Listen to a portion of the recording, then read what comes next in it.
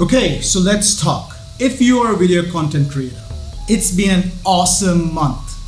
Canon came out with their first 8K camera. The highly anticipated, much discussed, rumored, all the buzz, and for a very good reason, because this camera delivers. I couldn't be more excited about it. Is this right? Does this do 8K RAW, C-Log with autofocus, 4K 120?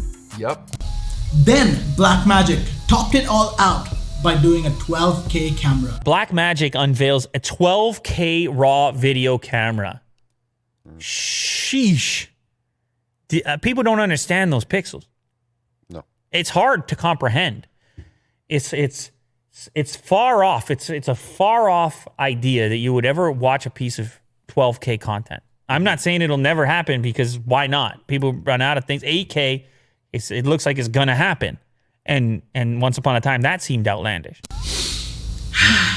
And yesterday, yesterday, finally, Sony came out with the A7S3. The Sony A7S3. I can't believe that I'm actually holding this in my hand, because it is the lost camera that we all have been waiting for a long time. And I mean, like, having a flip out screen, and then having the 120 FPS in 4K, 240 FPS in Full HD, 16-bit RAW. Yeah, there's a lot to talk about.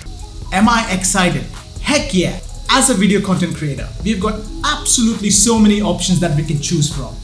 And I am honestly confused. So for a while now, we have been contemplating on upgrading our video camera systems. We wanted something with a small form factor, something that we could take anywhere along with us. And the best option for us was either the Blackmagic 4K or the Blackmagic 6K. But now that Sony and Canon have made the announcements, it has got complicated. Yes, it has got complicated. To be honest, it all comes down to workflow. What works for us from a workflow perspective? Will the Blackmagic 12K help us? Will the EOS R5 help us? Will the Sony A7S3 help us? So many choices. I'm spoiled for choices. I've been using Sony's for the last 7 years, and it's been an amazing journey. Would I want to switch from them? It's complicated. Let me tell you what I need for a camera. I need something that's small, because every time we're shooting, we try to be as conspicuous as possible. So having a big rig with us when we're out doing some shoots is not going to help us. So we definitely need something that's small. And for this, the R5 and the S3 are perfect.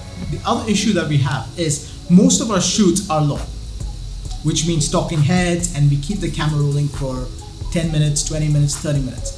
So, from a workflow perspective, I think the A7S3 works way better than the Canon.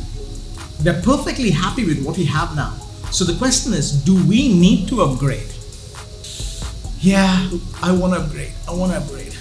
But I'm just so confused. Do we shift towards a Canon? Do we shift towards a Sony? Do we do the 8K? Do we do 4K?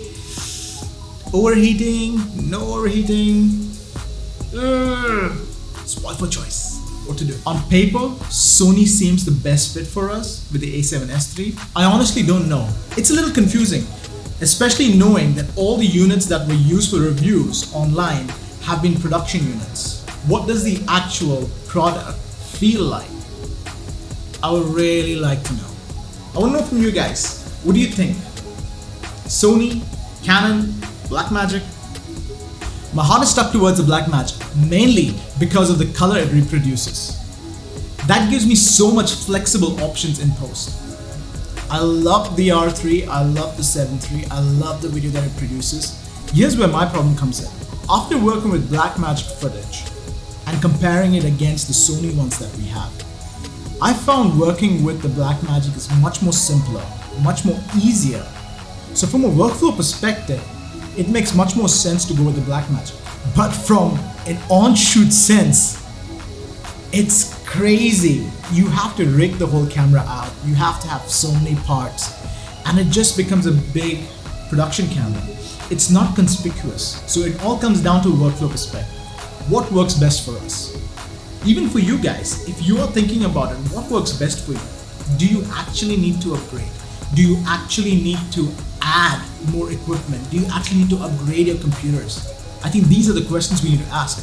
Heck, I would love to work with the R5 and the S3 and to decide for myself. But for the time being, I think we'll have to hold back on our upgrading to the Blackmagic and mainly consider one of these two. I'm curious to know, would you go for the R5 or the S3? I'm not looking for a hybrid camera. I'm not looking for something that shoots video, photos, everything together. I'm just looking for a camera that does very good video and is able to fit in our workflow.